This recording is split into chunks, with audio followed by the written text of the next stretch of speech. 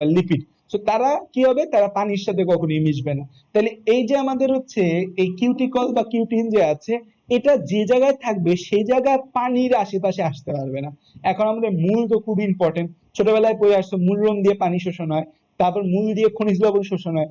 এখন যদি ওই জায়গায় তোমার যদি তুমি মোমের আস্তরণ দিয়ে দাও, তাহলে কি পানি শোষিত হইতে পারবে? হইতে পারবে না। পানি শোষণ হলে গাছ বাঁচবে? বাঁচবে না। তাহলে মূলের মধ্যে যদি আল্লাহ তাআলা কিউটিকল দিত, তাহলে মূল তো শেষ, একদম শেষ। দেখো সৃষ্টিকর্তা, যারা বিলিভ করে না যে সৃষ্টিকর্তা বলে কিছু আছে, তাদের মতো গর্দভ পৃথিবীতে আর কিছু হইতে পারে না। চিন্তা করো, এত সূক্ষ্ম জিনিস, এগুলা কি কোনোভাবেই এগুলা কি কোনোভাবেই হচ্ছে যে কারো পক্ষে তৈরি করা পসিবল? এগুলা নিয়ে আমরা রিসার্চ করছি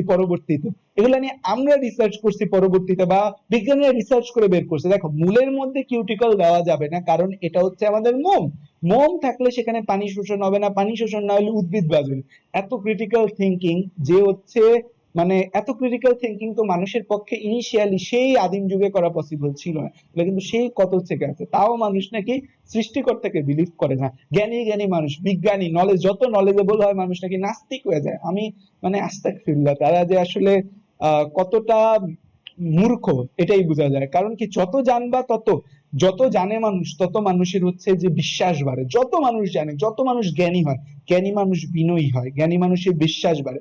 আর অপ্রকৃত জ্ঞান যাদের মধ্যে থাকে, অপ্রকৃত নলেজ যাদের মধ্যে থাকে, তাদের মধ্যে দাম্ভিকতা বাড়ে, তাদের মধ্যে হচ্ছে যে অহংকার বোধ বাড়ে। বাট যে যত প্রকৃত জ্ঞানী, সে তত ডাউন টু দা আর্থ হবে। কারণ সে জানে যে এই জ্ঞান, এই নলেজ থেকে সে বুঝতে পারে যে কেউ একজন আছে যে সবকিছু তৈরি করছে। তো এখন খেয়াল করো যে আমাদের এই কিউটিকল বা কিউটিন, এটা আমাদের মূলে থাকা যাবে না। তাহলে কিউটিকল বা কিউটিনটা আমাদের হচ্ছে থাকে না, আর একটা হচ্ছে আমাদের থাকে।